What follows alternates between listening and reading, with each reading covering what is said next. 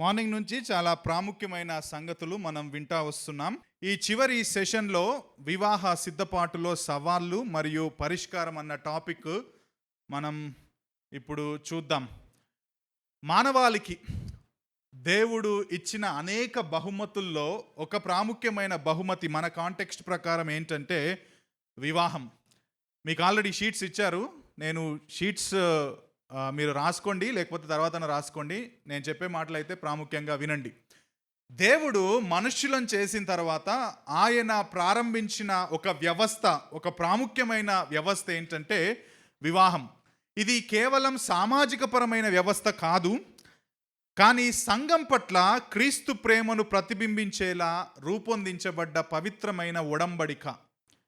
చాలామంది ఇది ఒక సోషల్ బీయింగ్స్గా మనం ఉన్నాం కాబట్టి సోషల్గా ఇదొక కవనెంట్, ఒక మగ పురుషుడు, ఒక పురుషుడు లేకపోతే ఒక స్త్రీ వాళ్ళు ఆ విధంగా జీవించాలి, ఇది సృష్టి ధర్మం అని అంటారు. కానీ బైబిల్ ప్రకారం చూస్తే కాదు, అది దేవుడే నియమించిన పవిత్రమైన ఒడంబడిక. దేవుడే ఈ యొక్క వివాహ వ్యవస్థను ఏర్పాటు చేశాడన్నది మొదటి పుస్తకం ఆది కాండంలోనే మనం ప్రాముఖ్యంగా చూస్తాం. ఒకవేళ అది దేవుడే చేశాడంటే జాగ్రత్తగా ఈ మాట వినండి. దేవుడే వివాహాన్ని చేస్తే దేవుడికి వేరుగా వివాహాన్ని పాటించే హక్కు కానీ అవకాశం కానీ మనం తీసుకోవద్దు. ఒకవేళ మనం స్టార్ట్ చేస్తుంటే మనకి ఇష్టం వచ్చినట్టు వివాహంలో ఉండొచ్చు, కానీ ఒకవేళ అది దేవుడు స్టార్ట్ చేస్తే దేవుడు ఏది చెబుతున్నాడో అదే విధంగా మనం వివాహ వ్యవస్థలో జీవించడానికి ప్రతి ప్రయత్నం మనం చేయాలి. మరి ఎలా జీవించవచ్చు అంటే బైబిల్ దేవుడు చాలా మంచి దేవుడు.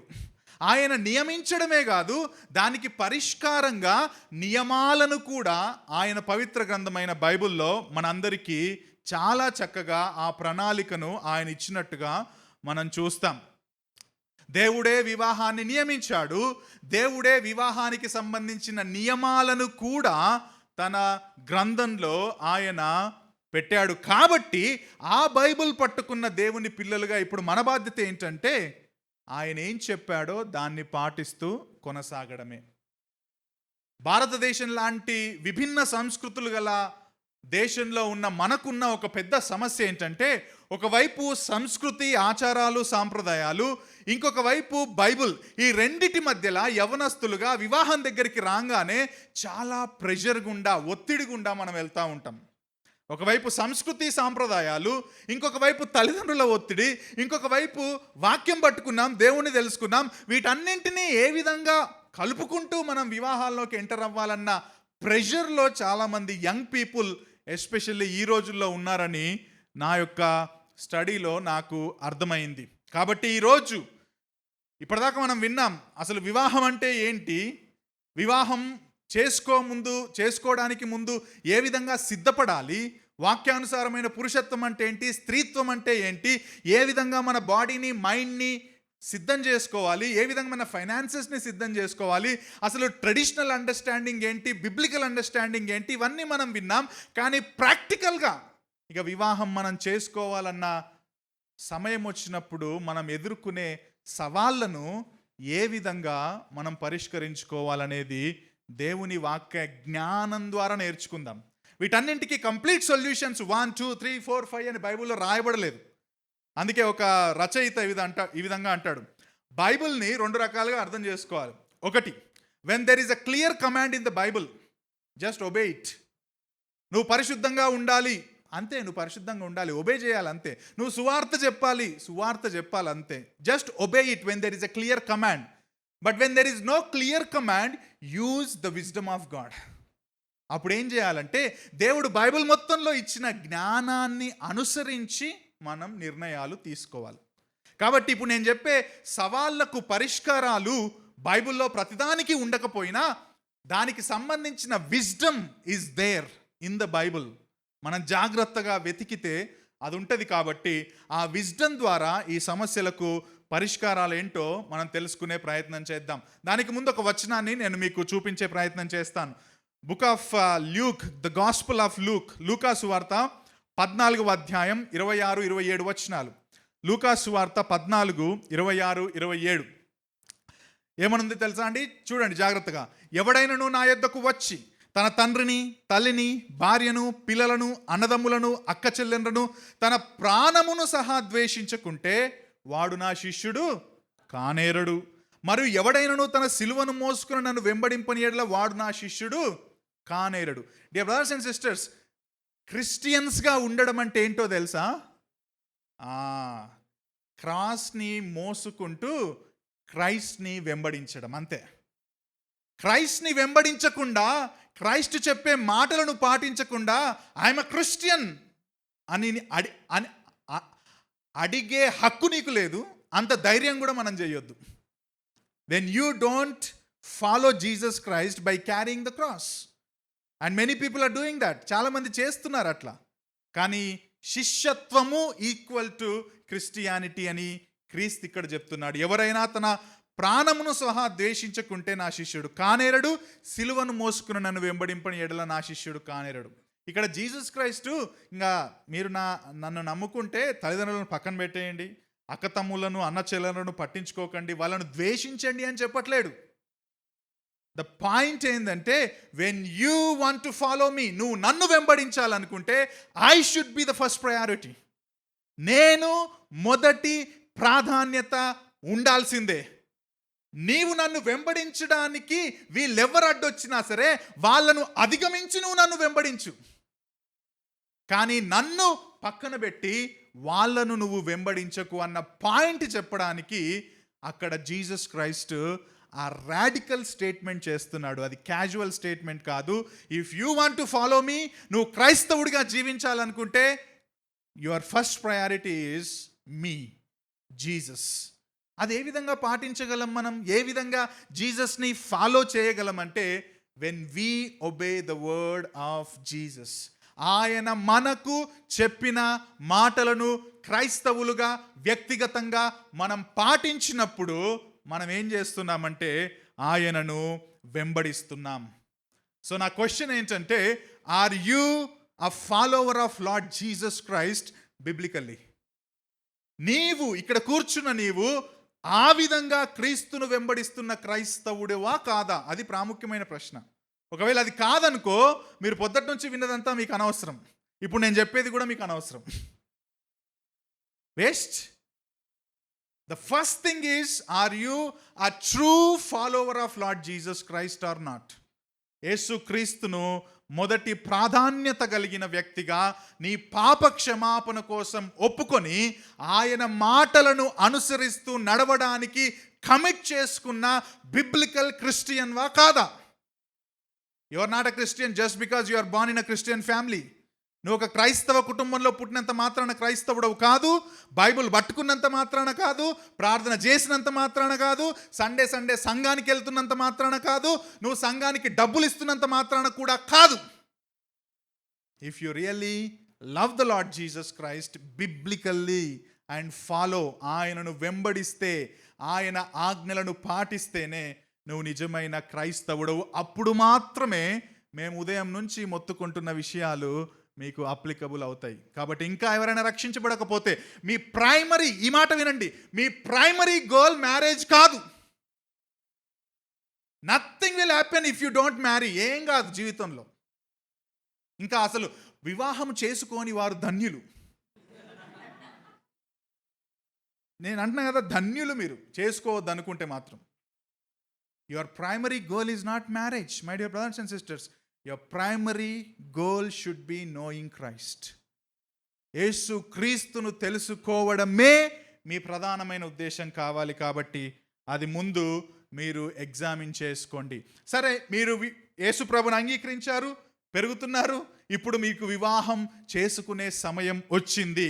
ఇప్పుడు ఏ విధంగా మీరు నిర్ణయం తీసుకోవచ్చు? అండ్ ఉదయం మనం విన్నాం, నిర్ణయం తీసుకునేటప్పుడు మనం పీస్ మీద ఆధారపడలేం. PEACE మీద ఆధారపడితే PIECE అయిపోతాయి మన హృదయాలు. ఓకే, ఆ పీస్ మీద ఆధారపడే నిర్ణయాలు మనం చేయకూడదు. అలాగని మన భావోద్వేగాల ఎమోషన్స్ మీద కూడా మనం ఆధారపడకూడదు. అంతరంగంలో శాంతి, మన భావోద్వేగాల మీద మనం ఆధారపడి చేసేది నిర్ణయం కాదు. ఏ విధంగా చేస్తాం? దేవుని వాక్య పునాది మీద మాత్రమే మనం ఆధారపడి ఈ నిర్ణయాలు చేస్తాం. ఏమంటున్నాడు వివాహానికి సంబంధించి? 1 కొరింథీ 7వ అధ్యాయంలో పౌలు చాలా క్లియర్గా చెప్తారు. మీరు ఒకవేళ పెళ్లి చేసుకోవాలనుకుంటే ఎవరిని చేసుకోవాలా? ప్రభువునందు మాత్రమే పెళ్లి చేసుకోవాలా. Dear brothers and sisters, if you are thinking of marrying an unbeliever, you are sinning against the word of God. నీకు ఆ అమ్మాయితో అబ్బాయితో చాలా రిలేషన్షిప్ ఉండొచ్చు, అది అవగాహన లేకుండానే నువ్వు రిలేషన్షిప్లోకి ఎంటర్ అయిపోతూ ఉండొచ్చు. కానీ ఒక అమ్మాయి అబ్బాయి అవిశ్వాసి అయితే నువ్వు వివాహం చేసుకోవడానికి ఆలోచిస్తున్నావంటే నువ్వు దేవుని వాక్యానికి వ్యతిరేకంగా వెళ్ళడానికి నిన్ను నువ్వు అప్పచెప్పుకుంటున్నట్టు. అది చాలా డేంజరస్. ఇంటెన్షనల్గా దేవుని వాక్యానికి వ్యతిరేకంగా నువ్వు ఒక పని చేస్తున్నావంటే అది పాపం, అది మంచిది కాదు. అలాగని చాలామంది కొంచెం ఎక్స్ట్రీమ్కి వెళ్ళి ఇదిగో ఇంటర్ కాస్ట్ మ్యారేజ్ చేసుకోవాలి, అసలు కులం అనే దాన్ని తీసేయాలి, మీ క్రైస్తవుల్లో కూడా మీరు క్రైస్తవేతరులను పెళ్లి చేసుకోరు, మీరే పాటించరు అని. అది కాదు ఇక్కడ point. If you are a follower of Lord Jesus Christ, that is entirely different. ఒక కాడికి ఒకవైపు గాడిదను, ఇంకొక వైపు ఆవును కట్టలేం. ఒకవైపు గుర్రాన్ని, ఇంకొక వైపు గాడిదను కట్టలేం. సో వివాహం అనేది సాఫీగా దేవునికి ఇష్టంగా కొనసాగాలంటే అది విశ్వాసిని చేసుకున్నప్పుడు మాత్రమే అవుతుంది. నీవు పెళ్లి చేసుకొని ఎవరిని రక్షించలేవు. ఆల్రెడీ ఫనీ చాలా స్ట్రాంగ్గా చెప్పాడు, నువ్వేమైనా త్రిత్వములో 3వ వ్యక్తివా అని. నీకంత సీను లేదు, నీకంత చాత కూడా కాదు. అది దేవుడు మాత్రమే తన మహాకృపలో రక్షిస్తాడు. నువ్వు ఎక్స్ట్రాలు చేయకుండా దేవుడు చెప్పినట్టు చేయాల. ప్రభువునందు మాత్రమే వివాహం మనం చేసుకోవాలి. సరే, ప్రభువు యొక్క మాట విని మంచి బిలీవర్ కోసం చూస్తున్నావు. ఇంతకుముందు ఒక తమ్ముడు అడుగుతున్నాడు, అట్లాంటి మనం ప్రార్థన చేయొద్దా అన్న, దేవా నాకు చూపించు అని అంటే, దేవుడు చూపించడు నీకు అమ్మాయిని. దేవుడు చూపించడు నీకు కళల ద్వారా చూపించడు, దర్శనాల ద్వారా చూపించడు. ఆయనకు పనేం లేదనుకుంటున్నావా? ఇదే పని పెట్టుకొని కూర్చున్నాడా దేవుడు? మ్యారేజ్ బ్యూరో పెట్టుకొని కూర్చున్నాడా? He is not in the work of bringing a new spouse to you. ఆ పని మీద లేడు దేవుడు నీకు. ఇక్కడ దేవుడు తన రిడెంప్టివ్ ప్లాన్ని ఫుల్ఫిల్ చేసే పనిలో ఉన్నాడు. ఆ ప్లాన్లో నిన్ను రక్షించాడు. ఫస్ట్ దానికి దేవునికి వందనాలు చెప్పు. నీకు పెళ్లి చేయడం కాదు ఆయన ప్రాథమికమైన రిడెంప్టివ్ ప్లాన్ కాదు అది. ఏం చేస్తాడంటే దేవుడు తన సార్వభౌమత్వంలో దేవుడు నీకు వివాహం. ఎందుకు వివాహం? మార్నింగ్ కూడా చాలా మంచి పాయింట్ చెప్పాడు Praveen. It is a reflection of the marriage between church and Christ. క్రీస్తుకు సంఘానికి మధ్యలో ఉన్న ఆ వివాహ సంబంధాన్ని ప్రతిబింబించేలా ఇక్కడ భూలోకంలో ఆయన రక్షణ ద్వారా రక్షించబడిన ప్రజలు వివాహ సంబంధంలోకి అడుగు పెడతారు. సో దానికి దేవుడు ఏం చేస్తాడంటే ఆయన నియమాలను పెట్టాడు. బిలీవర్ని పెళ్లి చేసుకోవాలి. మరి ఇప్పుడు ఎలా తెలుస్తుంది అంటే ఆ బిలీవర్ని నువ్వు ఎన్నుకోవడానికి విజ్డమ్ కోసం ప్రార్థన చేయాలి, జ్ఞానం కోసం ప్రార్థన చేయాలి. ఒక పాట ఉంది కదా, బుల్లెట్ బండి తీసుకురా నేను ఎక్కువస్తపా సంథింగ్ ఏదో ఉంది, వినబడతా ఆ మధ్యలో చాలా. అంటే డగ్ డగ్ డగ్ డగ్ అని బుల్లెట్ బండి ఈరోజు సౌండ్ ఏం పెడితే ఈయన నా కొరకే వచ్చాడు దేవా అని ప్రార్థన చేస్తే అక్కడ ఎవడో పోతా ఉంటాడు ముసలోడు. మరి నీకోసం వచ్చినట్టు ఎట్లయితుంది? ఈరోజు పింక్ కలర్ డ్రెస్ వేసుకున్న అమ్మాయి వస్తే ఆమెనే అని అనుకుంటే ఆమెకి ఇంట్లో ఏ డ్రెస్ దొరకలేకుండా పింక్ కలర్ డ్రెస్ వేసుకుని వచ్చింది. నీకు ఎట్లయితుంది అది? సో లోక సంబంధంగా కాదు. You have to use the wisdom of God. బిలీవరే కానీ విజ్డమ్ కావాలి. ఏంటా విజ్డమ్? పొద్దున ఫనీ చాలా క్లియర్గా చెప్పాడు, టెస్టిమనీ చూడాలా, ఆమె రక్షించబడ్డదా లేదా. ఒక పాస్టర్ సంబంధం తెచ్చాడు అనుకుందామండి, బిలీవరే చేసుకో బాబు అన్నారు అనుకో, చేసుకోవద్దండి. మాలాంటి పాస్టర్లు చేసుకోగా నేను తెచ్చాను సంబంధం అంటే ఆ పాస్టర్ని నమ్మకండి. మీరు నన్ను కూడా నమ్మొద్దు నేను తెస్తే. రేపు పొద్దున్న పెళ్లి చేసుకునేది నువ్వు, 30 సంవత్సరాలు అమ్మాయితో అబ్బాయితో కాపురం చేసేది నువ్వెళ్ళి ఆ వ్యక్తి నిజంగా రక్షించబడ్డాడా లేదా నువ్వు కనుక్కో. పాస్టర్ చెప్తే వినకు. తల్లిదండ్రులు చెప్తే వినకు. You have to go and examine, talk. అసలు సువార్త అంటే ఏంటి, నీ సాక్ష్యం ఏంటి, నిజంగా రక్షించబడ్డావా లేకపోతే పైపైన సూపర్ఫిషియల్ అండర్స్టాండింగ్ ఉందా, వాక్యం పట్ల నీ అవగాహన ఏంటి, పురుషత్వం మీద నీ అవగాహన ఏంటి, స్త్రీత్వం మీద నీ అవగాహన ఏంటి. మనం కలిసి ఉంటే నీకేమన్నా ప్రాబ్లమా మా తల్లిదండ్రులతో, నువ్వేమనుకుంటున్నావు, నువ్వు వర్క్ చేయడం విషయంలో నీ ఉద్దేశం ఏంటి, ఇవన్నీ నువ్వు మాట్లాడాలి. That is using the wisdom of God. ఇవేమీ లేదు, పాస్టర్ గారు చెప్పిర్రు చేసుకొని పోతావు, ఆడికి వచ్చిన తర్వాత ఆమె అంటది నువ్వు నాకు ముందు చెప్పలేవు కదా, అట్లయితే నేను పెళ్ళి చేసుకోకపోదు నేను అంట. నువ్వు ముందు చెప్పినావా నాకు, చెప్పొచ్చు కదా నాయన, ముందు మాట్లాడొచ్చు కదా. ఎవరిని నమ్మినావు, పాస్టర్ని నమ్మినావు, అయిపోయాను. అట్టెట్లా ముంచండి pastor. Brothers and sisters, it is your decision. Please remember that it is your decision. So use the wisdom of God. దేవుడిచ్చిన జ్ఞానం ప్రకారం మీరు నిర్ణయాలు చేయండి. దాంట్లో మొట్టమొదటి సవాల్ ఎక్కడొస్తుందో తెలుసా, మన భారతదేశంలో మొట్టమొదటి, మీ షీట్లో కూడా అది ఉంది, కులం ప్రస్తావన. ఇక్కడికి రాగానే ద మెయిన్ ఛాలెంజ్ అన్నమాట మనకు కులం. మనకు చాలా భారతదేశంలో చాలామందికి కులం అంటే తెలుసు, కానీ కులం ఎక్కడి నుంచి వచ్చిందో చాలామందికి తెలియదు. అందుకే మీకు అది ఎక్కడి నుంచి వచ్చింది కూడా అక్కడ రాశాను నేను. ఋగ్వేద గ్రంథంలో పురుష సూక్తలో పురుష్ అనే వ్యక్తి తల నుండి బ్రాహ్మణులు, భుజాల నుండి క్షత్రియులు, కాళ్ళ నుండి వైశ్యులు, పాదాల నుండి శూద్రులు, ఎక్కడో ఆ దూరాన ఈ పురుష్ నుంచి బయట ఎక్కడో ఉన్న ప్లేస్ నుంచి హరిజనులు లేకపోతే దళితులు వచ్చారు అని పురుష సూక్తలో ఈ మాట రాయబడ్డది. దాన్నే ఇంకొక దగ్గర మను అనే వ్యక్తి నుంచి వచ్చింది అని చెప్పి కూడా అంటారు. మనుశాస్త్రం నుంచి వచ్చిందంటారు. సరే, ఏదేమైనా కానీ ఒక దేవుడు అని పిలువబడుతున్న పురుష్ అనే వ్యక్తి నుంచి ఈ వివిధ రకాల వర్ణాలు వచ్చాయి. ఆ తర్వాత అవి కులాలుగా మారిపోయాయి అనేది భారతదేశంలో ఉన్న కుల వ్యవస్థకు మూలం. సరే, మనం ఇప్పుడు ఆ మనుస్మృతిని నమ్ముదామా? 66 గ్రంథాలను మన క్రైస్తవ జీవితానికి అంతిమ అధికారం అని ఇచ్చిన దేవుణ్ణి నమ్ముదామా? నేను అందుకే ముందే చెప్తున్నా, if you are a true follower then only it is applicable. మనకు ఆధారమైన పుస్తకం 66 పుస్తకాలు కలిగిన బైబిల్ గ్రంథం.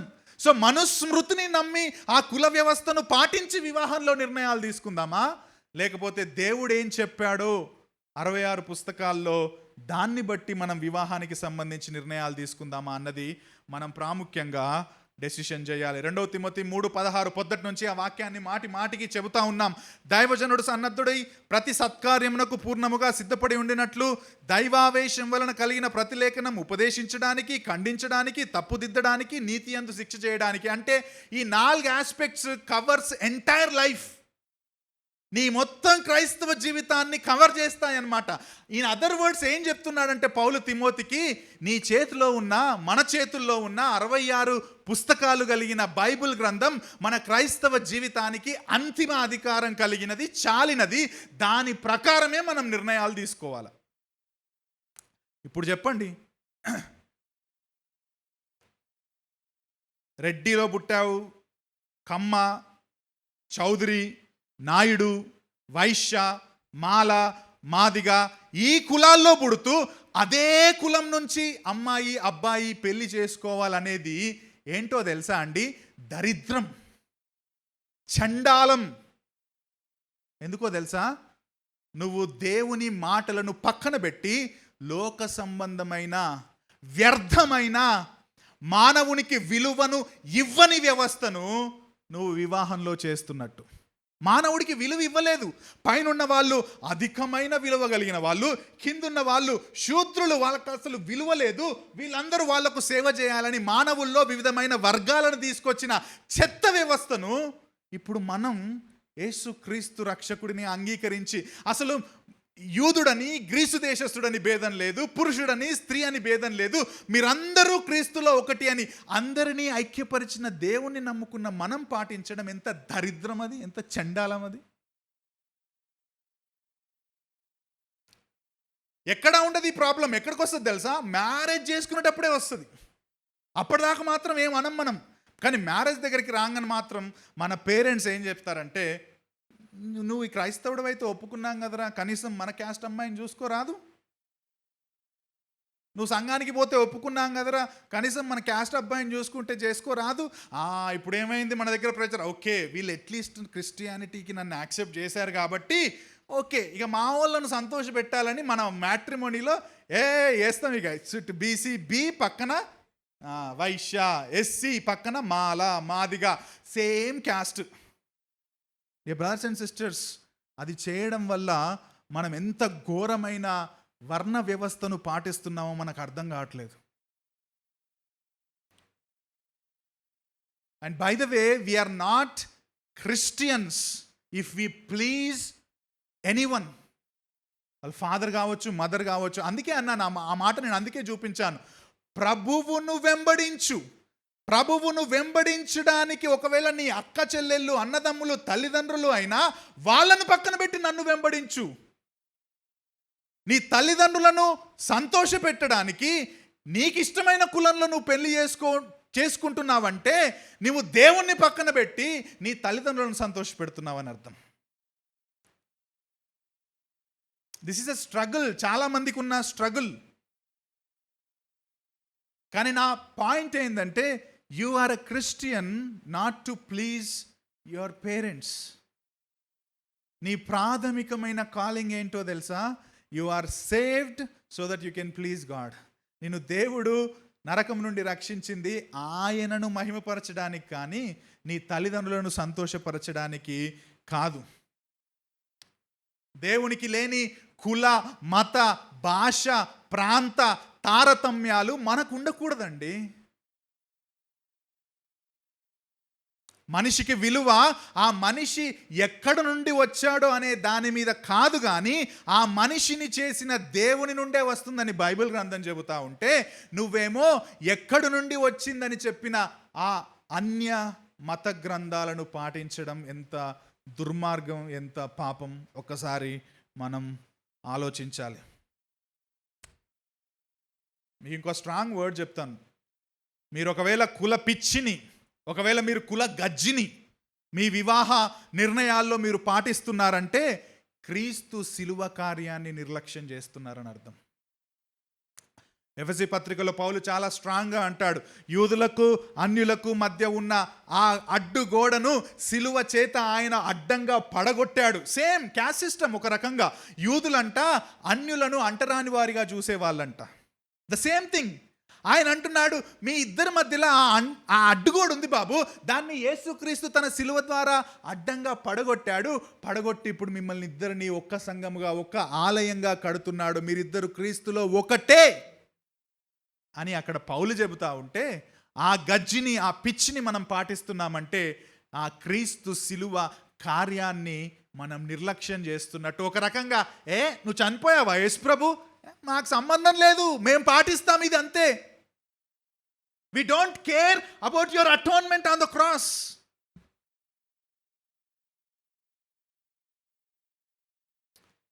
వివాహ సమయంలో కులాన్ని చూసి కాదు, ఆ వ్యక్తి క్రీస్తును వాక్యానుసారంగా అంగీకరించిన వ్యక్త కాదా అని పరిశీలించి నిర్ణయం తీసుకోవాలి. ఒకవేళ మీ తల్లిదండ్రులు ప్రెజర్ చేస్తే ఈ మాట వినండి. This is the main. ఈరోజు నేను చెప్పే దానన్నింటిలో కూడా పరిష్కారం ఒకటే. ఇది ఇక్కడ కూడా ఇదే పరిష్కారం. ఏంటో తెలుసా? You talk to your parents. మీ తల్లిదండ్రులతో కూర్చొని మాట్లాడండి. నువ్వు యేసు క్రీస్తును అంగీకరించావని చెప్పండి. కులం యొక్క దుర్మార్గతను వారికి వివరించండి. కులాన్ని గనక నువ్వు కన్సిడర్ చేస్తే వాక్యానికి విరోధంగా పాపం చేస్తున్నట్టు వాళ్లకు వివరించి చెప్పండి. నువ్వు చెప్పినా వినకపోతే వెయిట్ చేయండి. వారి కోసం ప్రార్థన చేయండి. 90% చెప్తున్నానండి, నాకున్న maybe I may be wrong, నేను కూడా రాంగ్ అవ్వచ్చు, కానీ నాకున్న ఎక్స్పీరియన్స్తో చెప్తున్నాను. 90% పేరెంట్స్ ఒకవేళ అట్లా చూడమంటే, మన కులంలోనే చూడమంటే, నేను అలా చూడను, వాక్యానుసారంగా ఇది తప్పు అని 90% క్రిస్టియన్స్గా పిలువబడుతున్న యవ్వనస్తులు చెప్పట్లేరు. They are not sitting with their parents. వాళ్ళు అలా చెప్పగానే క్రైస్తవులు అయినందుకు వాళ్ళు ఓపెన్ చేశారు కాబట్టి డోరు, కనీసం ఈ విషయాల్లో వాళ్ళని సంతోష పెడదామనే కాంప్రమైజ్ అవుతున్నారు. కానీ దేవునికి ప్రాధాన్యత మనం ఇవ్వట్లేదు అన్న భయం వాళ్ళలో ఉండట్లేదు. మాట్లాడండి పేరెంట్స్తో. మీ తల్లిదండ్రులను సంతోషపెట్టడానికి దేవుని మాటలకు వ్యతిరేకమైన నిర్ణయాలు తీసుకునే సాహసం చేయకండి my dear brothers and sisters. వారిని ఒప్పించండి, వారికి నచ్చజెప్పండి. వారు అప్పుడే ఒప్పుకోకపోతే వెయిట్ చేయండి, వారి కోసం ప్రార్థన చేయండి. బై ద వే, వాళ్ళు ఒప్పుకోకపోవడానికి ప్రధానమైన కారణం ఏంటో తెలుసా? Social status. చుట్టుపక్కల వాళ్ళు, లేకపోతే కులస్తులు, లేకపోతే బంధుమిత్రులు ఏమనుకుంటారో అనే ఒకటే కారణం ఉంటుంది. మిగతా చాలా సబ్ కారణాలు ఉండొచ్చు, కానీ మెయిన్ కారణం మాత్రం అదొకటే. నేను అక్కడికి వస్తాను, కానీ కులం దగ్గర అది మెయిన్ కారణం. రెండవది వరకట్నం ప్రస్తావన. వరకట్నం ప్రస్తావన తెలుసా అండి? వరకట్నం అంటే ఏంటో? పెళ్లి సమయంలో ఆడపిల్ల తరపున వారు మగపిల్లవారికి, వారి కుటుంబానికి డబ్బు, బంగారం, ఇల్లు, వస్తువులు, భూమి, వాహనాలు తదితరమైన వాటిని అప్పనంగా అప్పజెప్పడాన్ని వరకట్నం. దీని గురించి డిస్క్రిప్షన్ అవసరమా? మీకు తెలీదా? వరకట్నం అంటే ఏంటో తెలుసా? అసలు వాట్ డౌరీ ఈజ్ టెల్లింగ్ ఏం చెప్తుందో తెలుసా? వరకట్నం ఆడవారు తక్కువ శ్రేణికి చెందినవారు. They are inferior to men. వారికి విలువ లేదు. డౌరీ ఏం చెప్తుందంటే వాళ్ళు తక్కువ శ్రేణికి చెందిన వాళ్ళు, వారు విలువ లేని వాళ్ళు. అందుకే డబ్బులు ఇచ్చి వాళ్ళ దగ్గరికి మనం వెళ్ళాలా. ఇప్పుడు విలువ ఎప్పుడు వస్తుంది ఆడవాళ్ళకు విలువ? వాళ్ళు తీసుకొచ్చే డబ్బుతోటి, కార్లతోటి, సంపాదనతోటి వాళ్ళకు విలువ యాడ్ అవుతుంది. అప్పుడు వాళ్ళు మ్యారేజ్లోకి రావడం. అందుకే ఆడపిల్ల పుట్టగానే భారతదేశంలో ఏడుస్తారండి తెలుసా? 2011, 2009 నుంచి నేను అనస్థీషియా ప్రాక్టీస్ చేస్తున్నాను. 9 అంటే ఇప్పుడు ఎంత అండి? 25, ఆల్మోస్ట్ 16 years. సిజేరియన్స్కి వెనకాల మత్తిచ్చేది మేమే. కాబట్టి చాలామంది బర్త్స్ని, అంటే చిన్నపిల్లల్ని నా కళ్ళ ముందే పుట్టడం నేను చూశాను. సో చాలా పేరెంట్స్తో నేను మాట్లాడాను, లేకపోతే వాళ్ళ ప్రతిస్పందనను చూశాను. ఆడవాళ్ళు పుట్టగానే వాళ్ళ కళ్ళల్లో ఉండే విచారం, మగపిల్లవాడు పుట్టగానే వాళ్ళ పెదవుల మీద ఉండే చిరునవ్వు 16 సంవత్సరాలుగా చూస్తూనే ఉన్నాను నేను. ఎందుకు? ఆడపిల్ల పుట్టగానే ఈ తండ్రికి వచ్చే ఫస్ట్ ఆలోచన ఏందో తెలుసా? కట్నం ఇయ్యాలి బాబు. And that is the one reason ఇండియాలో ఫీమేల్ ఫీటిసైడ్స్, అబార్షన్స్ ఎక్కువ అవుతున్నాయి. వరకట్నం ఈజ్ లింక్డ్ యాక్చువల్లీ. డౌరీ ఏం చేస్తుందో తెలుసా? ఫీమేల్ ఫీటిసైడ్ చేసేలా ప్రోత్సహిస్తుంది. ఆడవాళ్లను భ్రూణ హత్యలు, అబార్షన్లు చేసేలా ప్రేరేపించేది ఏంటో తెలుసా? The dowry system of India. అసలు బైబిల్లో దానికి సంబంధించిన వచనాలే లేవు. ఓకే, ఒకవేళ ఉన్నా మీకు 2 వచనాలు చూపిస్తా. ఒకవేళ ఉన్నా ఎవరు ఇవ్వాలనేది చూపిస్తా. ఆదికాండం 29వ అధ్యాయం. రాహేలును పొందుకోవడానికి యాకోబు ఏం చేశాడు? 7 years మామకి ఏం చేశాడు? సేవ చేశాడు. సో ఎవరు చేయాలి? ఏమన్నా చేస్తే మనం చేసి డబ్బు సంపాదించాలి. ఆదికాండం 34:12 షెకెము, ఓలియు కట్నము ఎంతైనా అడగండి, మీకు అడిగినంత ఇస్తా, మీరు ఈ చిన్నదాన్ని నాకు ఇయ్యుడని ఆమె తండ్రితోనూ ఆమె సహోదరులతోనూ చెప్పాను. సో ఎవరిస్తా అంటున్నాడు ఉల్టా ఇక్కడ పెళ్లి కోసం? మగోడిస్తా అంటున్నాడు. ఈ 2 మొగళ్ళు వరకట్నం ఇవ్వాలని మనకేం కమాండ్ ఇవ్వట్లేదు. ఓకే, ఇది ఆ విధంగా చేశారు అని మాత్రమే చెప్తుంది Bible interpretation. Okay, there is no command that we should practise it. వీళ్ళు ఆ విధంగా చేశారని మాత్రమే చెప్తుంది. అందులోంచి కూడా మనం ఏమన్నా ప్రిన్సిపల్ ఒకవేళ మనం అప్లై చేసుకుందామంటే మనం ఇవ్వాలని బైబిల్ చెప్తుంది అంతే. కానీ ఆడవాళ్ళు ఇవ్వాలన్నది అసలు నీకు ఏ కోశానా కూడా ఎక్కడా కూడా కనబడదు. కానీ మన భారతదేశంలో ఉన్న మరొక సామాజిక దురాచారం ఈ యొక్క వరకట్న వ్యవస్థ. ఏం చెప్తుందో తెలుసా? వరకట్నం మనిషి కన్నా డబ్బుకు మనం విలువిస్తున్నామని చెప్తుంది వరకట్నం. అంతేకాదు డబ్బు మీద మనకు దురాశ ఉందని చెప్తుంది వరకట్నం. You are very much greed, అందుకే you want more money from other person. And simple అండి, మన భారతదేశ లా ప్రకారం కూడా వరకట్నం తీసుకోవడం తెలుసు, మనకు పాటించమంతే. నేరమని తెలుసు, తప్పని తెలుసు, కానీ అక్కడ మాత్రం వస్తుంది కార్ అంటే మాత్రం అన్ని పక్కన పెడతాం.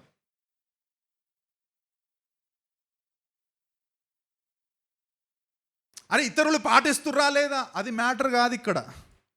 We are not talking about the world, we are talking about the people of the world. వాళ్ళు పాటించట్లేదు, భారతదేశంలో ఎవరు మనకు అనవసరం అండి. You are called to be a light. నీవు నేను ఈ యొక్క లోకానికి వెలుగుగా ఉండడానికి పిలువబడ్డాం. ఆ లోకమే దాన్ని సామాజిక దురాచారం అని చెప్తున్నప్పుడు వెలుగుగా ఉండాల్సిన నువ్వు దాన్ని పాటించడానికి సిగ్గులేదు?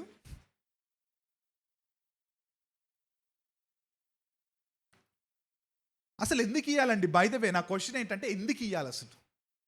ఆడోళ్ళు ఎందుకు ఇవ్వాలి? మొగోడు ఎందుకు ఇవ్వకూడదు? అసలు ఏంటి లాజిక్ ఏంటి?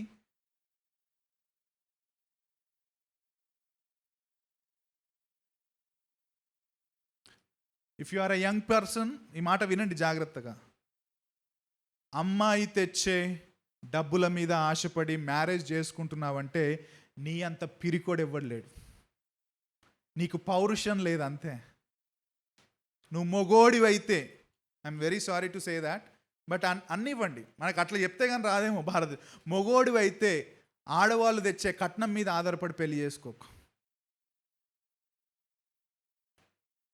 ఇంకా నువ్వు చెప్పు నీ మామకి, నువ్వేం ఇయ్యొద్దు మామ, నేను చేసుకుంటా, నువ్వు టెన్షన్ పడక, నీ పిల్లని బాగా చూసుకుంటా, నువ్వు చెప్పు ఉల్టా. ఎలా చేసుకోవచ్చు? మరి పురుషుడవైతే, if you are a man, ఉద్యోగం రాకుండా నువ్వు వివాహం చేసుకోవద్దు, ఆలోచన చేయొద్దు. ఫస్ట్ ఆఫ్ ఆల్ నీకు వయసు వచ్చిండొచ్చు, భారతదేశ చట్ట ప్రకారం 21 సంవత్సరాలు ఫీమేల్, 24 సంవత్సరాలు మేల్ అయితేనే మీరు వివాహం చేసుకోవాలి భారతదేశ చట్ట ప్రకారం. ఓకే, సో వచ్చింది వయసు కానీ ఉద్యోగం లేదు, చేసుకోవద్దు. ఇంతకుముందు కూడా మనం విన్నాం, it is the responsibility of a man to provide for the family. కాబట్టి నువ్వు ముందు ఉద్యోగం సంపాదించు, నీకు భార్య రాబోతుంది, నువ్వు కుటుంబాన్ని నిర్మించుకోబోతున్నావు, రేపు పొద్దున పిల్లలు పుట్టబోతున్నారు. First you try to earn your living. కాబట్టి పురుషుడవైతే నువ్వు మొట్టమొదటిగా ఉద్యోగం చేయి. మరి ఎలా వివాహ ఖర్చులు చేసుకోవచ్చు అంటే, కొంతగా వివాహ ఖర్చులకు ఇప్పటి నుంచే డబ్బు ఆదా చేసుకో. ఒకవేళ నీకు ఎక్కువగా డబ్బు లేదు, మొత్తం నువ్వు భరించలేవంటే, ఇరువైపులా కూర్చొని అమ్మాయి తరపున వాళ్ళు, అబ్బాయి తరపున వాళ్ళు, మనం 50-50 షేర్ చేసుకుందామని కూర్చొని మాట్లాడండి.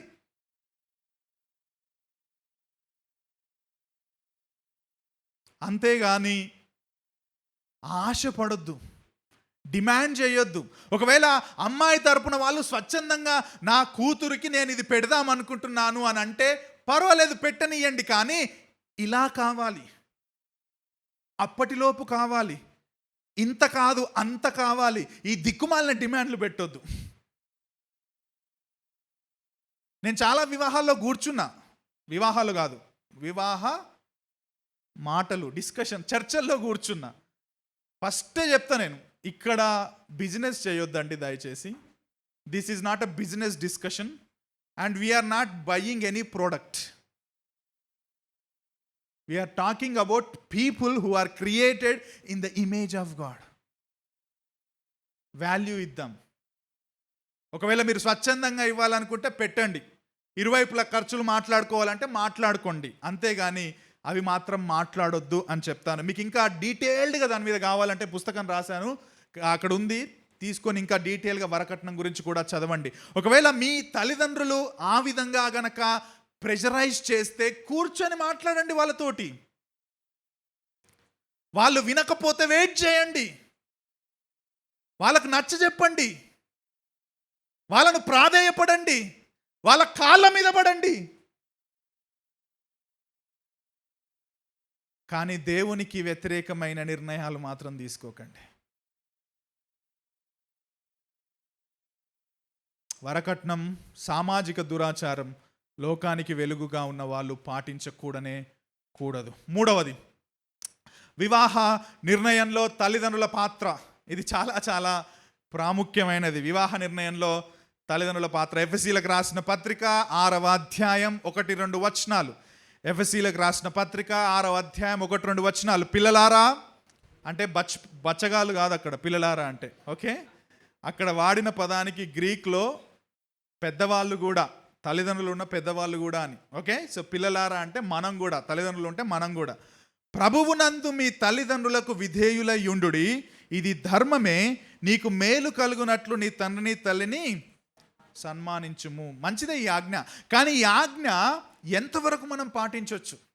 ఎటువంటి నిర్ణయాలు పాటించేటప్పుడు ఈ ఆజ్ఞను మన నిర్ణయాల్లో ఇంక్లూడ్ చేయొచ్చు? That is the wisdom. For example మీ తల్లిదండ్రులు మిమ్మల్ని అబద్ధం చెప్పమని చెప్పారు, ఓకే.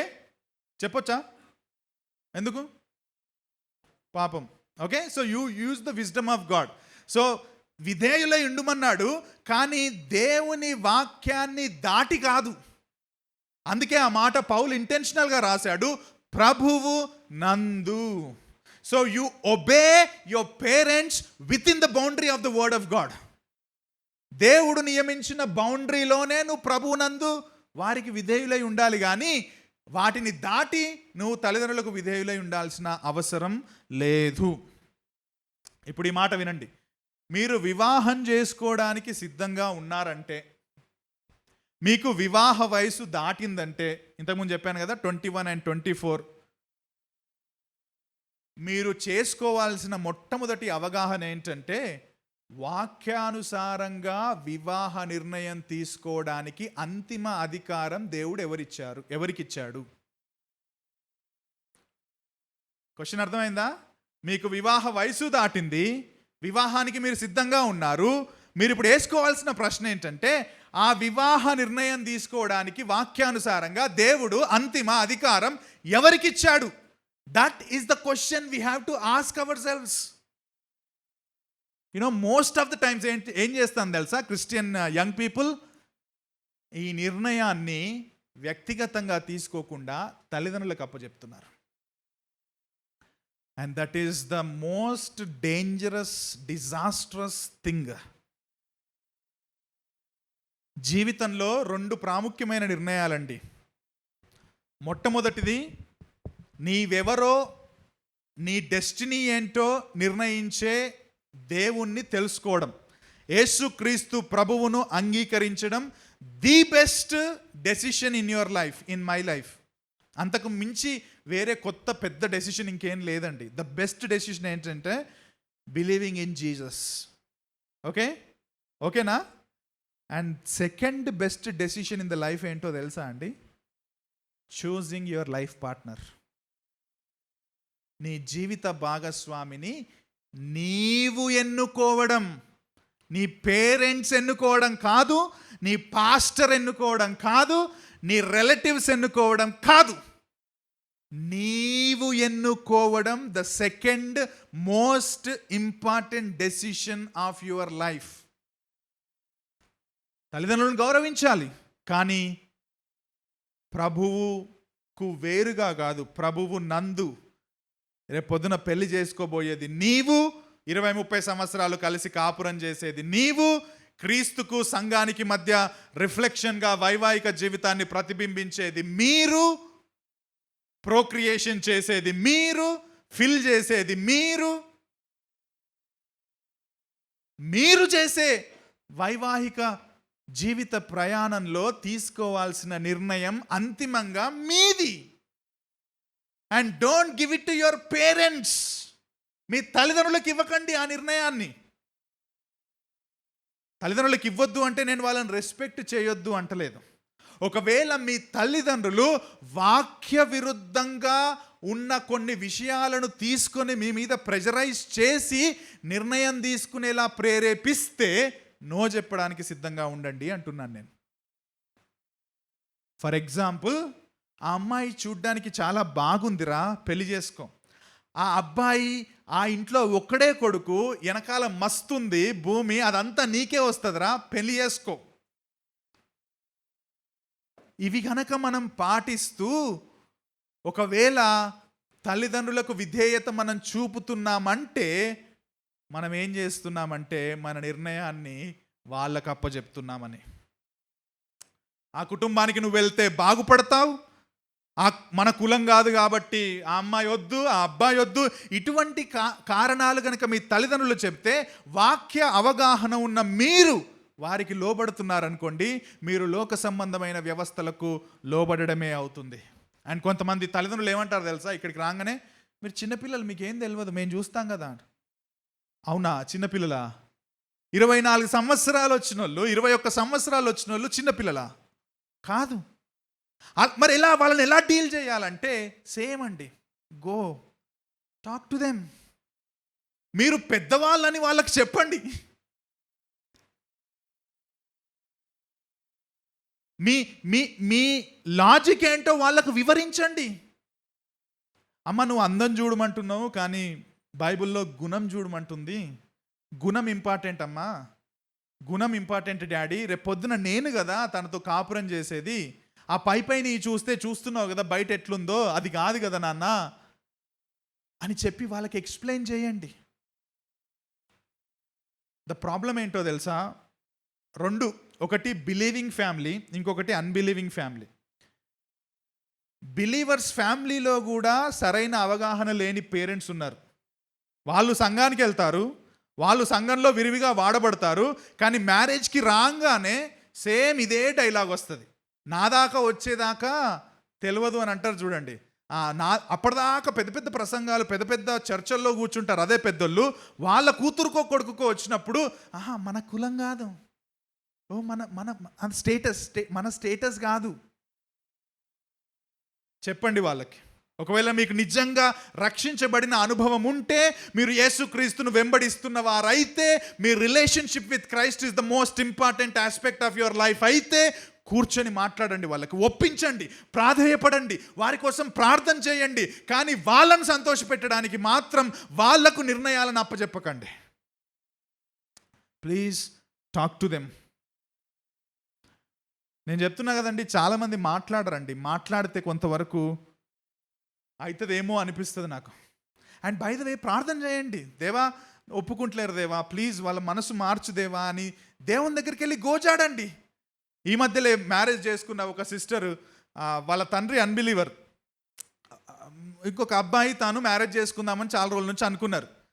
సో చాలా ప్రయత్నం చేసింది, వాళ్ళ నాన్న ఒప్పుకోలేడు. తర్వాత నేను, ఇక్కడ ఉన్న కొంతమంది బ్రదర్స్, మేము వెళ్ళి వాళ్ళ ఫాదర్తో కూర్చుని మాట్లాడితే ఆయన ఒప్పుకోలేదు, సీరియస్ అయ్యాడు. అసలు చాలా టైం అయిపోయింది, దాదాపు ఇయర్స్ అయిపోయింది. ఆ అమ్మాయి వెయిట్ చేసింది, నార్మల్గానే ఉంది, ఇంటికి పోయి ప్రేమించింది, ప్రార్థన చేసింది, తండ్రికి ఆ విషయాన్ని మాటికి అదే విషయాన్ని చెప్పింది, వెయిట్ చేసింది, ప్రార్థన చేసింది, వెయిట్ చేసింది, ప్రార్థన చేసింది. ఒకరోజు తండ్రి అడిగాడు, నువ్వు పెళ్లి చేసుకుంటా అంటే, నీకు ఆల్రెడీ చెప్పాను కదా నాన్న, ఆ వ్యక్తినే పెళ్లి చేసుకుంటాను నేను అంటే, ఆ తండ్రి అప్పటికి ఒప్పుకున్నాడు. రీసెంట్గా మేము అందరం వెళ్ళి ఆ వివాహం చూసి కూడా మేము వచ్చాం. వాళ్ళు మన తల్లిదండ్రులు ఒప్పుకోరండి. 25 సంవత్సరాలు మిమ్మల్ని పెంచిన వాళ్ళు ఎందుకు ఒప్పుకుంటారు? ఒప్పుకోరు, కష్టమే. We have to respect. So వాళ్ళకు కూడా టైం ఇవ్వండి కొంచెం. అని ఎవరో ఇష్టమైనరు, నేను పోయి పెళ్లి చేసుకుంటా అని చెప్పేసి పోవద్దట్లా, త్వరగా నిర్ణయాలు తీసుకోవద్దట్లా. You respect your parents, give them some time. వాళ్ళతో మాట్లాడండి, ప్రేమగా ఉండండి. వాళ్ళు మీ జీవితంలో మార్పును చూడాలి. మీరు క్రీస్తును వెంబడించడం అంటే ఏంటో వ్యక్తిగతంగా వాళ్ళు అనుభవించాలి. అటువంటి జీవితం మీరు జీవించండి వాళ్ళ మధ్యలో. కానీ మీ నిర్ణయాన్ని మాత్రం మీరు పట్టుకొని ఉండండి, ప్రార్థన చేయండి, దేవుడు సహాయం చేస్తుండొచ్చు. కానీ ఇంటెన్షనల్గా మీరు వాళ్లకు పూర్తిగా నిర్ణయాన్ని అప్పచెప్పి, వాళ్ళు పైన చూస్తున్నారు. నేను చూస్తున్నా చాలా సంబంధాలు కూడా, నేను పాస్టర్గా ఉండడం వల్ల చాలామంది మాట్లాడుతుంటారు కాబట్టి పైన విషయాలు, బ్యాక్గ్రౌండ్స్ చూసి చేస్తున్నారు. వాటి ఉచ్చులో మీరెవరు పడొద్దండి. 4వ విషయం, వివాహ సమయంలో ఆచారాలు. కొంత ఎక్కువే తీసుకోవాల్సి వస్తుందేమో. వివాహ సమయంలో ఆచారాలు. కొలస్సీలకు రాసిన పత్రిక 2వ అధ్యాయం 20 నుంచి 23 వచనాలు. మీరు క్రీస్తుతో కూడా లోకం యొక్క మూల పాఠాల విషయమై మృతి పొందిన వారైతే లోకములో బ్రతుకుచున్నట్టుగా మనుష్యుల ఆజ్ఞలను పద్ధతులను అనుసరించి అసలు ఏమంటున్నాడు తెలుసా అండి పౌలు అక్కడ? మీరు క్రీస్తుతో కూడా రక్షించబడ్డారు కాబట్టి లోక సంబంధమైన ఆచారాలను ఆపండి. అరే అవి చెయ్యొద్దు భయ్, మీరు చచ్చిపోయారు వాటికి, మీరు అవి చెయ్యొద్దు అంటున్నాడు. మెయిన్గా చెప్పాలంటే 20 నుంచి 23 విషయాల్లో. కానీ వివాహం దగ్గరికి రాగానే మన భారతదేశంలో మనం పాటించేది ఏంటో తెలుసా? లోక సంబంధమైన వాటిని పాటించడమే. ఎక్కడ స్టార్ట్ అవుతుంది? ముహూర్తాలు చూసే దగ్గర నుంచి స్టార్ట్ అవుతుంది. మీకు తెలుసా పాస్టర్లు కూడా ముహూర్తాలు చూస్తారని? తెలుసా? ఓకే. పాస్టర్లకు తెలియకుండా తల్లిదండ్రులు ముహూర్తాలు చూస్తారని తెలుసా? వెరీ గుడ్, నాకంటే ఎక్స్పీరియన్స్ ఉంది మీకు. పాస్టర్కి ఏం తెలియదు, కానీ ముహూర్తాలు ఏ రోజుల్లో బలముందో, ఏ రోజులు బలహీనమైనవో క్రైస్తవులకు కూడా తెలుసు. ఏ రోజుల్లో శని వస్తాడో, ఏ రోజుల్లో బృహస్పతి వస్తాడో క్రైస్తవులకు కూడా తెలుసు. అండ్ వాటిని బట్టే వివాహ తేదీలు ముహూర్తాలు సెట్ చేసుకుంటారు. క్రైస్తవ పత్రికలు, వివాహ ఆహ్వాన పత్రికలకు పసుపు లేనివి ఇవ్వడం చూసారా? 4 అంచులకు ఇట్లా మంచిగా ఉంటుంది పసుపు. చెప్పేటి ఏమో పెద్ద పెద్ద మాటలు, చేసేటి ఏమో ఈ కథలు అన్నమాట. పెళ్లి చూపులకు వెళ్ళేటప్పుడు మన క్రైస్తవం బయటికి వస్తుంది. పెళ్లి చూపులకు వెళ్ళేటప్పుడు ఎంతమంది వెళ్తారండి? బేసిక్గా బేసి సంఖ్యలో పోతారు. 1, 3, 5, 7, 2, 4, 6, 8 పోతే భూకంపం వస్తుందా? ఇద్దరుంటే ఇద్దరే ఉంది, ఇంకొకరిని పిలుచుకురా. అరే ఎవ్వరు లేరు ఇంట్లో, పక్కడు ఉన్నాడు కదా వాని ఇంట్లోకి పోయి తీసుకురా. పక్కింటి ఆయన ఉండు కదా, ఖాళీ తీసుకురా. వాడు ఏమన్నా కానిగా నువ్వు రాబోయ్, మాకు ఇక్కడ నంబర్ తక్కువ అవుతుంది.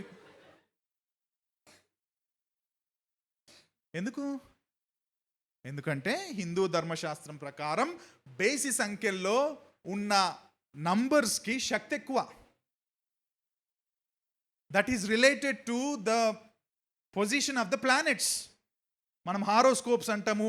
ఆ గ్రహాలు తేదీలను, ఆ గ్రహాలను మన యొక్క జీవన శైలిని నిర్దేశిస్తాయి.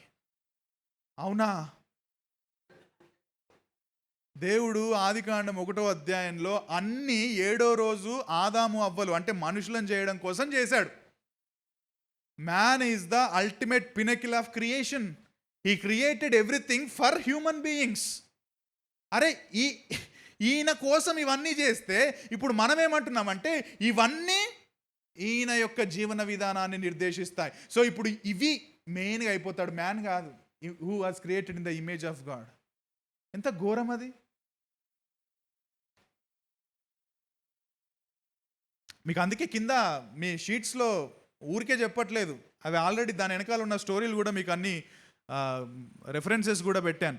వివాహాన్ని అతి వైభవంగా చాలా డబ్బులు ఖర్చు పెట్టి చేయడం. అసలు మీ దగ్గర డబ్బులు ఉన్నాయనుకుందామండి, అయినా సరే ఎందుకు అంత ఖర్చు పెట్టి చేయాలా?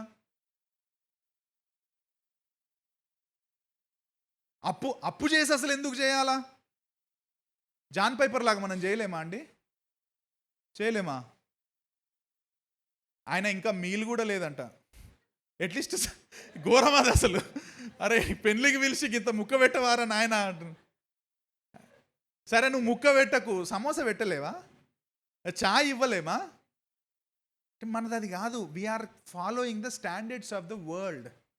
వాళ్ళు మన చుట్టుపక్కల ఉన్న వాళ్ళు ఎగ్జూబరెంట్గా మ్యారేజ్ చేసి మాకింతుందని చూపించుకోవాలని వాళ్ళు ప్రయత్నం చేస్తుంటే యేసుక్రీస్తును అంగీకరించిన మనం కూడా మేము ఎందుకు తగ్గుతాం భయ్, మేము కూడా అట్లే చేస్తాం.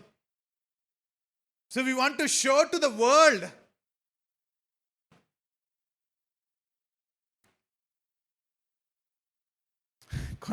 కొన్ని స్టోరీస్ అన్నీ వింతగా ఉంటాయండి. హిందూ కస్టమ్స్లో మీకు బాగా తెలుసు, ఎందుకంటే రీసెంట్గా దానికి నేను అయింది, నాకు కూడా ఎక్స్పీరియన్స్. ప్రదానం తెలుసా? ప్రదానం చేయడం తెలుసా అండి? ప్రదానం చేయకపోతే పెద్ద పాపం. మీకు యూట్యూబ్ లింక్ ఇచ్చిన ఆమె భలే ఎక్స్ప్లెయిన్ చేసిందండి, పోయి చూడండి. వాళ్ళు పాటిస్తున్నారు, తప్పేం లేదండి. I will really appreciate them. By the వే, ఆమె హిందూ బ్యాక్గ్రౌండ్ నుంచి వచ్చి ఎంబీబీఎస్ చదువుతున్నప్పుడు రక్షించుకున్నాను, దేవుడు రక్షించుకున్నాడు. నాకు ఇవన్నీ తెలియక కాదు, నేను ఒక హైందవ కుటుంబంలోంచి వచ్చాను. సో వీళ్ళందరూ ఇవన్నీ పాటిస్తున్నందుకు నిజంగా రియల్లీ అప్రిషియేట్ దెమ్. ఎందుకంటే అది వాళ్ళ పుస్తకాల్లో ఉంది, వాళ్ళు తూచా తప్పకుండా పాటిస్తున్నారు. ఆ ఆచారాలను చాలా చక్కగా, ఏది ఏమైనా తిండి తినకపోయినా సరే ఆచారాలు పాటించడంలో సూపర్ ఉంటారు వాళ్ళు. కానీ మన పరిస్థితి ఏంటి? లోకానికి వేరుగా, లోక సంబంధమైన విషయాలకు వేరుగా ఉండడానికి పిలువబడిన మనం లోకములో పాటిస్తున్న ఇటువంటి వాటిని పాటించి మళ్ళీ క్రైస్తవురాళ్ళుగా మనం చెలామణి అవ్వడం అనేది మంచిది కాదేమో అని నా అభిప్రాయం. మరి పేరెంట్స్ వీటిని ప్రెజరైజ్ చేస్తున్నప్పుడు ఏం చేయొచ్చు అంటే, మాట్లాడండి, ఒప్పించండి, ప్రార్థన చేయండి, వాటిని నాకు ఇష్టం లేదని ప్రేమగా చెప్పండి. అదే విషయాన్ని నేను చేశాను నా మ్యారేజ్ అప్పుడు కూడా. కొన్ని నా మాటలు వినకుండా వాళ్ళు అధిగమించారనుకోండి, but I tried my level best. అక్షింతలు వేయొద్దని చెప్పాను, అక్షింతలు వేయించలేదు నా పెళ్లిలో. రబ్బర్ బాల్ లేపించిన, చిన్నగా ఉంటాయి, ఎగురుతాయి. కొన్నిసార్లు పక్కనకి వెళ్ళి, వీళ్ళు పేరెంట్స్ ఎంత తెలివాళ్ళు అంటే, వీడు డైరెక్ట్ చెప్తే వినడని కొంచెం మనం రెస్పెక్ట్ చేసే పెద్దలు ఉంటారుగా, వాళ్ళతోటి తీసుకొచ్చి మెల్లగా అక్కడ పెట్టేస్తారనమాట. ఆ బాల్ తీసుకునేటోడు బాల్ తీసుకున్నాడు, అక్షింతలు తీసుకునేటోళ్ళు అక్షింతలు తీసుకున్నారు. సో అంటే I tried my level best అంటున్నాను అంతే. సో క్లియర్గా మనం ముందే వాళ్ళకు చెప్పాలా. వివాహ సంబంధంలో నేను చాలామంది నాకు తెలిసిన ఈ మధ్యలో ఉన్న వాళ్ళు కూడా మేము తాళి కట్టమని చెప్పారు. ఇప్పటికీ నాకు ఫోన్ చేస్తారు, ఎట్లా చేయాలన్నా అని అంటే, మాట్లాడమ్మా, కూర్చో, మాట్లాడు వాళ్ళతోటి, చెప్పు, వాళ్ళని కన్విన్స్ చేసే ప్రయత్నం చేయి. ఈ స్టోరీస్ బిలీవర్స్ పేరెంట్స్కి ఈ స్టోరీస్ చెప్పు, దాని వెనకాల వీళ్ళకు ఇంత కథ ఉందని వాళ్ళకు తెలియదు. అందుకే తాళిని మనం వాడొద్దు అని కొన్నిసార్లు చెబుతాం. రోమీలకు రాసిన పత్రిక 12:1-2 కాబట్టి సహోదరులారా, పరిశుద్ధమును దేవునికి అనుకూలమునైన సజీవ యాగముగా మీ శరీరములను ఆయనకు సమర్పించుకొనుడి అని చెప్పిన తర్వాత ఏమంటాడు తెలుసా? 2వ వచనంలో, మీరు ఈ లోక మర్యాదను అనుసరింపక, ఈ లోక మర్యాదను అనుసరించొద్దు, మనం నూతన మగుటకు రూపాంతరం పొందాలి. రక్షించబడిన క్రైస్తవులుగా క్రీస్తు మాటలనే మనం పాటించాలి. చివరిది చెప్పి నేను క్లోజ్ చేస్తాను. వివాహం తర్వాత తల్లిదండ్రులతో కలిసి ఉండాలా, వేరువేరుగా ఉండాలా? ఇది కూడా ఛాలెంజే, పెద్ద ఛాలెంజ్ యాక్చువల్లీ మన భారతదేశంలో. ఉమ్మడి కుటుంబమా, ప్రాస ఏమన్నా వస్తుందేమో అని చూస్తున్నా. ఊడిపోయిన కుటుంబమే వద్దొద్దు, కొన్నిసార్లు ప్రాసలు పనిచేయవు. ఆదికాండం 2వ అధ్యాయం 24వ వచనం, ఇంతకుముందే ప్రసాద్ కూడా దాన్ని చెప్పాడు. పురుషుడు తన తండ్రిని తల్లిని విడిచి తన భార్యను హత్తుకొనును, వారు ఏక శరీరమయ్యుందురు. ఈ ప్రపంచంలో ఏ రిలేషన్షిప్కి ఈ మాట వాడబడలేదండి. మనము తల్లిదండ్రులు ఏక శరీరం కాదు, మనము సహోదర సహోదరి మనులు ఏక శరీరం కాదు, మనము చెల్లెళ్ళు తమ్ముళ్ళు కాదు, మనము సంఘ సభ్యులు ఏక శరీరం కాదు. అంటే ఒక శరీరం అని పిలువబడ్డారనేది న్యూ టెస్ట్మెంట్లో ఉంది. కానీ ఇక్కడ మ్యారేజ్ లెవెల్లో, రిలేషన్షిప్స్ లెవెల్లో ఏక శరీరం అనేది కేవలం వివాహంలో ఒక పురుషుడు ఒక స్త్రీ మధ్య మాత్రమే వాడబడింది. That is the unique relationship. మానసికంగా, శారీరకంగా ఏక శరీరమై జీవించడం, అక్కడ ఏక శరీరంలో ఐక్యత ఉంటుంది అని అక్కడ 2వ అధ్యాయంలోనే, ఆదికాండంలోనే దేవుడు మ్యారేజ్ యొక్క యూనిటీని అక్కడ చాలా క్లియర్గా ఎక్స్ప్లెయిన్ చేస్తాడు. ఇది ఎందుకు నేను మాట్లాడుతున్నానంటే, మీరు అంత వన్ యూనిట్ కాబట్టే ఆ యూనిట్గా ఉండడానికి ప్రతి ప్రయత్నం చేయాలి. ఒకవేళ ఈ యూనిట్ని ఏదైనా డిస్ట్రాయ్ చేయడానికి అవకాశం ఉందంటే దానికి దూరంగా ఉండడం మంచిది. అది మీ ఫ్యామిలీ మెంబర్స్ కావచ్చు, ఇంకేదైనా కావచ్చు. సో మనం మాట్లాడే కాంటెక్స్ట్ ఏంటంటే family, your close family, your mother and father. If mother and father is a hindrance so that you cannot live in unity as one body, then leave. అసలు అక్కడ పురుషుడే అన్నాడు ఉంది కదండి. పురుషుడు తన తండ్రిని తల్లిని విడిచి తన భార్యను హత్తుకొనను. యాక్చువల్లీ ఎవరు విడుస్తారు మన భారతదేశంలో? స్త్రీలు ఇడిచి వస్తారు. యాక్చువల్లీ పురుషుడు వదిలేసి రావాలా, పురుషులు వదిలేసి రావాలి. పాయింట్ అది కాదు. కానీ ద పాయింట్ ఏంటంటే you are one unit. And ఈ వన్ యూనిట్ని ఏది డిస్ట్రాయ్ చేసే అవకాశం ఉందో వాటికి దూరంగా ఉండడం మంచిది. సో నన్ను అడిగితే బిబ్లికల్గా విజ్డమ్ ఆఫ్ గాడ్ని ఉపయోగించి ఒకవేళ ప్రపంచవ్యాప్తంగా నమ్మే సిద్ధాంతాన్ని కనుక ఏంటి అని మీరు నన్ను అడిగితే నేనంటాను, వివాహం అయిన తర్వాత ఈ కొత్తగా వివాహ జంటలో ఐక్యపరచబడిన ఏకశరీరంగా పిలువబడుతున్న వాళ్ళు ఇటు అమ్మాయి తరపున తల్లిదండ్రులకు ఇటు అబ్బాయి తరపున తల్లిదండ్రులకు వేరుగా ఉండడం చాలా చాలా మంచిది. ఎందుకు? Practical reasons. నంబర్ 1, మీరు దూరంగా ఉంటేనే మీరు ఒకరి మీద ఒకరు ఇన్వెస్ట్ చేసుకోవడానికి సమయము అవకాశం దొరుకుతుంది. మీరు అర్థం చేసుకోవడానికి, ఒకవేళ మీరు లవ్ మ్యారేజ్ డేటింగ్ చేశారనుకో కొన్ని రోజులకు కొంతవరకు అర్థమవుతుండొచ్చు. కానీ అరేంజ్డ్ మ్యారేజ్ అయ్యిందంటే మాత్రం మీరు అర్థం చేసుకోవడానికి, మీ లైఫ్లో మీరు సెటిల్ అవ్వడానికి మీకు ప్రైవసీ చాలా ఇంపార్టెంట్. కాబట్టి దూరంగా ఉండడమే మేలు. ఒకవేళ మీరుంటున్న ఇల్లు 2 రూమ్లు ఉన్నాయి అనుకుందామండి, చిన్న ఇల్లు, ఓకే, 2 రూమ్లు. ఆ చిన్న ఇంట్లో ఒక చిన్న కిచెన్, ఒక రూమ్లో మీ అమ్మ నాన్న ఉంటారు, ఈ రూమ్లో మీరు ఉండాలి. ప్రాక్టికల్ ఛాలెంజెస్, చాలా ఇబ్బందులు అవుతాయి. అండ్ ఇంకొక ప్రాబ్లం మన ఇండియన్ కాంటెక్స్ట్ ఏంటంటే అత్త కోడళ్ళ డాష్. అసలు ఎక్కడు, నేను చాలాసార్లు చెప్పినట్టు గుర్తు, అసలు ఎక్కడుంది అత్త కోడల మీద పెత్తనం చెలాయించాలని? ఏ గ్రంథంలో రాయబడ్డది? ఏ గ్రంథం? మామ అల్లుణ్ణి దేవునిలాగా చూసుకొని 20 రకాల వంటలు వండిపించాలని ఎక్కడ రాయబడ్డది? ఆంధ్రాకి పోతే ఆ పనే చేస్తారు. ఓవర్ గౌరవం అది. ఎక్కడుంది అదంతా అసలు? And this is very common in Christian families.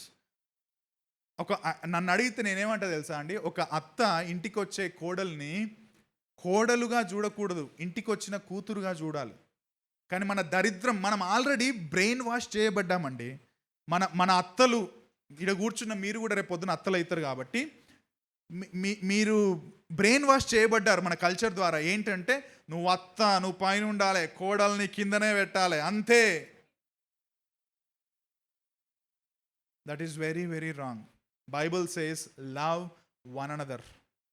అత్త కావచ్చు, కోడలు కావచ్చు, బైబుల్ అందరినీ క్రీస్తు ప్రేమతో ప్రేమించమని చెప్తుంది. కానీ మనం పాపులం, ఇంకా పాప స్వభావంతో పోరాడుతున్నాం. కాబట్టి ఒకవేళ పేరెంట్స్ యొక్క ఓవర్ ఇన్వాల్వ్మెంట్ నీ ఫ్యామిలీలో ఉండే అవకాశం ఉంది. అటువంటి సమస్యలు మెల్లమెల్లగా ప్రాబ్లం అవుతున్నాయి. నీ ఫ్యామిలీని, నీ పేరెంట్స్ని కంట్రోల్ చేస్తున్నారు అన్నది ఏదైనా చిన్న చిన్న సైన్స్ నీకు కనబడుతున్నాయంటే, నీ ఫ్యామిలీ కోసం ఏక శరీరంగా పిలువబడింది మొదట నీ ఫ్యామిలీ. ఇక్కడ నువ్వు నాయకుడివి, ఇక్కడ నీ భార్యకు నువ్వు నాయకుడిగా ఉండాలి, కుటుంబానికి పెద్దగా ఉండాలి. కాబట్టి నీ ఫ్యామిలీ కోసం it is better to live separately. And when I say సపరేట్గా ఉండడం అంటే నీ తల్లిదండ్రులను పట్టించుకోకుండా ఉండడం అని కాదు. దూరంగా ఉంటూ కూడా గౌరవించవచ్చు, దూరంగా ఉంటూ కూడా కేర్ తీసుకోవచ్చు, దూరంగా ఉంటూ కూడా ప్రొవైడ్ చేయొచ్చు. కానీ నీ కుటుంబం కోసం ఉండాలనుకుంటే నువ్వు తప్పకుండా వేరే ఉండాలి. అండ్ బై ద వే, ఇవి సడన్ షాక్లు ఇవ్వద్దు మీ పేరెంట్స్కి. పెళ్ళికి ముందే explain. That's what I'm saying. You be prepared in all these things, my dear brothers and sisters. ఆ వాక్య అవగాహనను, ఆ ఫైనాన్షియల్ ప్రిపేర్డ్నెస్ కావచ్చు, ఈ మెంటల్ ప్రిపేర్డ్నెస్ కావచ్చు, ఇవన్నీ చేసి మ్యారేజ్లోకి వెళ్ళి ఎంటర్ అవ్వాలి. కానీ ఆడుతూ పాడుతూ వయసు వచ్చింది కాబట్టి పెళ్లి చేసుకుంటే అన్ని సమస్యలు పోతాయనుకో, అట్లా రాకండి. Prepare your self for this beautiful relationship of marriage. ఇవన్నీ నేను క్లోజ్ చేస్తున్నాను. ఇవన్నీ పేరెంట్స్ దగ్గరికి రాగానే చాలా చాలా సమస్యలు. వాళ్ళని మీ మాట వినకపోవచ్చు.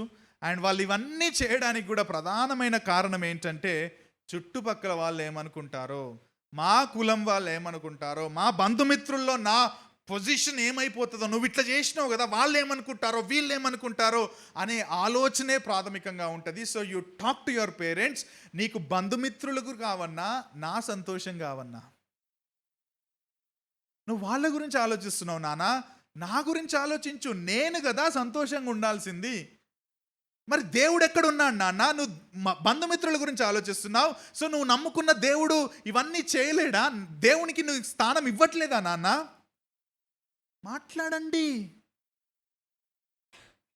బైబిల్ని మీ తల్లిదండ్రులకు చెప్పండి, బోధించండి.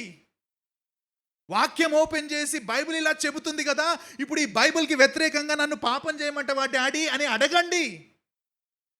వాళ్ళు ఒప్పుకోకపోతే నేను మాత్రం ఆ పాపం చెయ్యను, వెయిట్ చేస్తాను నాన్న అని చెప్పేసి ఆగండి, ఆవేశపడకండి. ప్రార్థన చేయండి వాళ్ళ కోసం, వాళ్ళతో ప్రేమగా మాట్లాడండి, వాళ్ళకు ప్రేమను చూపించండి. కానీ వాళ్ళను సంతోషపెట్టే క్రమంలో దేవునికి వ్యతిరేకంగా పాపం చేయకూడదు. దేవుడు నీ నుండి నా నుండి కోరుకునేది ఒకటే. నీ నుండి నా నుండి కోరుకునేది ఒకటే. ఏంటో తెలుసా అండి? నా మాటలకు విధేయత చూపడమే. ఇదే కదా నేను నుండి కోరుతున్నాను అని అంటాడు పాత నిబంధనలో. నేను నుండి మీ నుండి కోరుకునేది ఏంటో తెలుసా? నా మాటలకు మీరు విధేయత చూపడమే. అది వివాహ విషయంలో కావచ్చు, ఇంకే విషయంలోనో కావచ్చు. ఈరోజు కాంటెక్స్ట్ వివాహం గురించి చెప్తున్నాను కాబట్టి, obey the word of God primarily. Don't try to please your parents and please anybody. And దేవుడు తన సమయంలో మీ జీవితంలో తన కార్యాన్ని, తన మహిమ కోసం ఆయన తప్పకుండా చేస్తాడు. దేవా, ఈ మాటలు మా అందరికీ మీరు దయచేశారు. అన్నీ మేము కవర్ చేయలేకపోయాం, కానీ మీరిచ్చే జ్ఞానాన్ని పాటించి మేము నిర్ణయాలు తీసుకోవడానికి సహాయం దయచేయమని క్రీస్తు నామములో అడుగుతున్నాం తండ్రి. ఆమెన్.